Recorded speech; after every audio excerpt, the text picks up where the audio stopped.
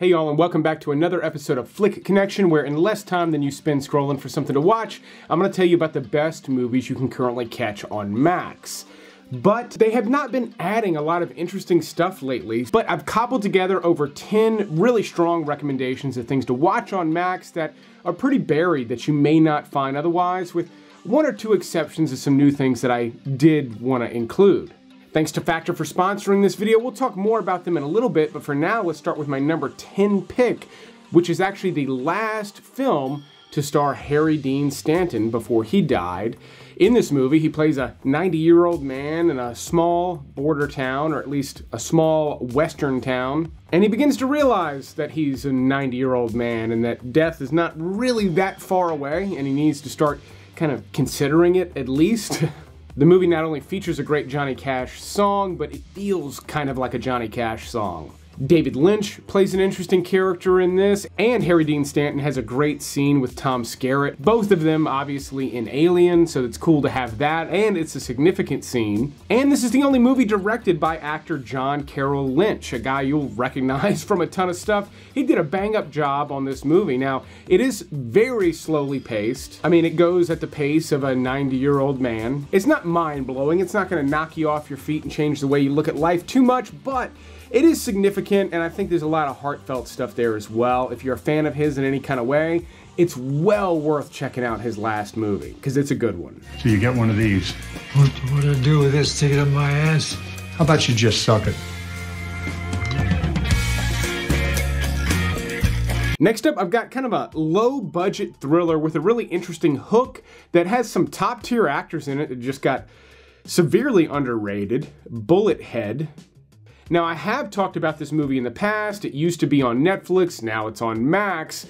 Adrian Brody's really the lead in this movie, but you've also got John Malkovich, and Antonio Banderas plays a pretty badass character in this. But the movie starts off immediately after a heist. You don't even get to see the heist take place. The bandits meet up at an abandoned warehouse, as they often do in movies, but there is a vicious dog on the loose in this warehouse, and these guys have the cops outside, the dog inside, they can't escape, and it's kind of a man versus nature movie inside of an old warehouse. Almost like Cujo with bank robbers. For a small movie you've probably never heard of, it's pretty intense, edge-of-your-seat stuff. If you've at least been interested in it, I can tell you this movie delivers, but it's kind of a small movie. It mostly takes place in this one warehouse.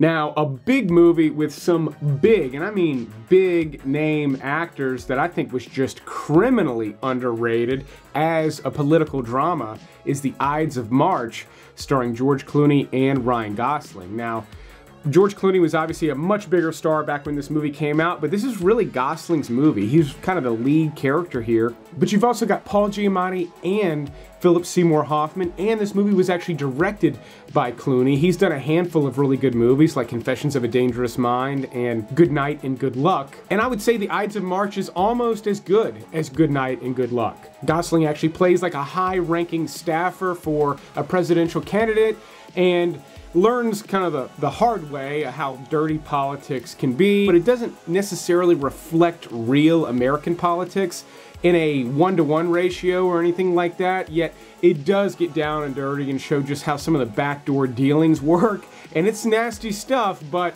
it's all brought to life with, again, just top-tier talent. Now, for something on the complete opposite end of the spectrum, my next pick is actually directed by Jim Jarmusch. I recommend his movies on the channel often, but Coffee and Cigarettes is barely a movie. You're Bill Murray. Bill Groundhog Day ghost busting ass Murray. Who you gonna call? I know that. Just don't tell anybody. Rather, this is a collection of conversations. Now, they're scripted. I believe some are actually unscripted, but each scene has fairly famous actors, comedians, musicians. Jack White has a really great role in this. Bill Murray has a great scene with a couple of Wu-Tang guys. So it is just interesting stuff, but it's all black and white. It's people smoking cigarettes and drinking coffee, but it's quite funny. Some of it's a little dry, some of it's very interesting. Some of the conversations, though, end up with a punchline that's pretty fantastic. The Bill Murray one is great, but the one that stands out the most to me is the one with Steve Coogan and Alfred Molina. They're both fantastic together, and again, that's one of the ones that has a great punchline towards the end. Not a strong recommendation for everyone watching, but if you like Jim Jarmusch's work, I've most recently recommended Only Lovers Left Alive and Ghost Dog. Then Coffee and Cigarettes is another one in his filmography. Fans of Curb Your Enthusiasm should get a kick out of my next one, even though it's not exactly like it or anything, but Shiva Baby revolves around people sitting Shiva. They're after the death of someone, but the main character here is a girl in high school. I believe she's like a senior, but she has a secret, and her secret is that she actually has a sugar daddy who, surprise, surprise, shows up to the Shiva, and then she's kind of dodging him, trying not to get in trouble. Rachel Sennett is the star. This was her big breakout. She went on to do Bodies, Bodies, Bodies and Bottoms. But for such a young actor, like, she carries this movie. It's really fantastic. And the awkward nature of the situation and some of the Jewish humor will appeal to fans of Curb Your Enthusiasm, but this is not a knee slapper. It's got some heavy moments, but it's also got a lot of levity, and it's just kind of a fun watch. It also feels a little unscripted like Curb, even though it's definitely not. Just another testament to how strong the acting is in this movie. Mom, who died? Now, my number 5 pick, even though I do consider it to be highly underrated, it did make it into the Max Top 10 here in April because it was just recently added. In fact, a lot of these were just recently added. But Pride and Glory is a fantastic cop drama. Now, this actually came out around the same time as We Own the Night, another movie I've recently talked about, but I consider Pride and Glory to be not quite as good. However, it does get darker. This one actually goes to a pretty dark place, and story-wise ends up being pretty intense. In this movie, you've got Colin Farrell and Edward Norton, obviously both doing great work. But this is a movie about dirty cops that's over 15 years old, meaning it came out before it was fashionable to do movies about dirty cops, and as such, it ends up feeling pretty raw and grounded and, you know, not topical. All right, I'm gonna mix things up with a low-budget comedy that is just kind of a mind-blower, but before that, I do want to tell you about today's sponsor, Factor. Now, I've been enjoying Factor meals for several months now as I've been trying to get in better shape. I say trying, I think it's working.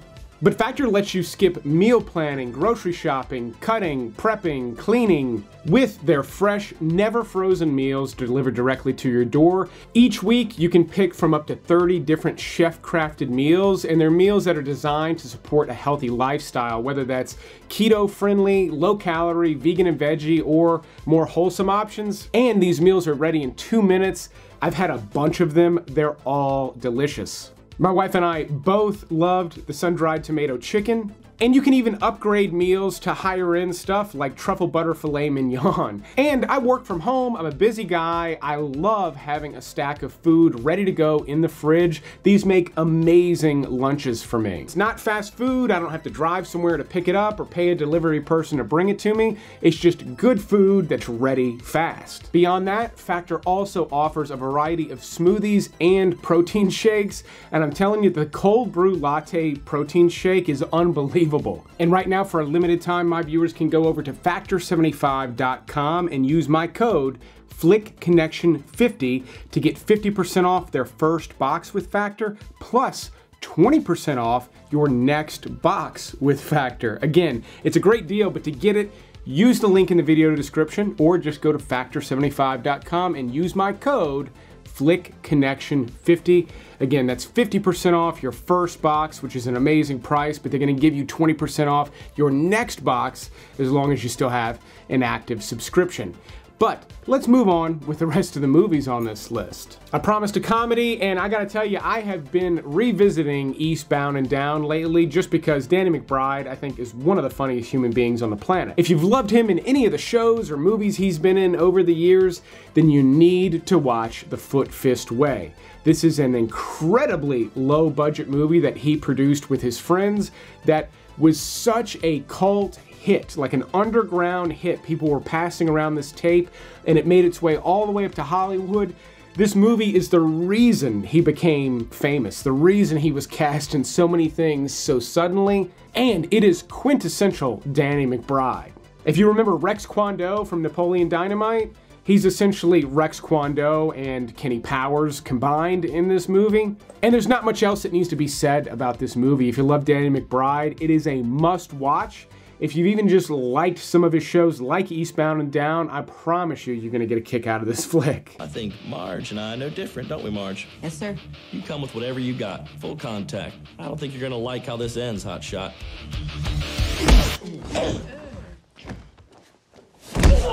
Okay, and then my number 3 pick is the newest movie on the list and one of the newest things added to Max, The Zone of Interest. Now, I'm not really recommending this as an underrated movie. It was nominated for Best Picture, and I think got enough recognition. However, I watched it right when it premiered on Max, and I had the foresight to watch it with a good pair of headphones, and I'm telling you, either that or some really great speakers that you're sitting fairly close to is the way to watch this movie. The reason why is it takes place just outside of Auschwitz during the Holocaust. One of the main characters is actually the director or conductor of Auschwitz, and he lives in this beautiful home right outside the walls of the concentration camp. You can see it in the background, but more importantly, you can hear it the entire movie. Almost the entire movie takes place in this beautiful home and garden, but you can hear the fires burning the entire time. You can hear screams in the distance occasionally, occasional gunshots, occasional dogs. It is all subtitles, you have to read it all, and story-wise, there's not a real plot that develops. There's kind of a subplot that really just kind of serves the experience, and that's what this movie is. It's an incredible experience, especially if you watch it the right way. If you try watching this one passively, 1, you're gonna miss most of the subtitles, but 2, you're gonna miss the sound editing, which is just honestly unlike anything else I've ever heard in a movie, which is a huge statement coming from me. Then my number 2 pick is an absolutely action-packed movie that's based on real-life events, Deepwater Horizon.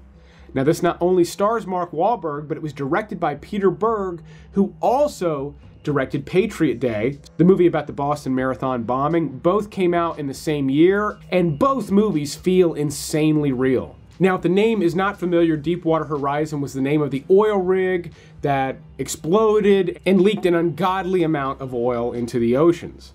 The movie, though, depicts the actual disaster, the moment that things break and explode.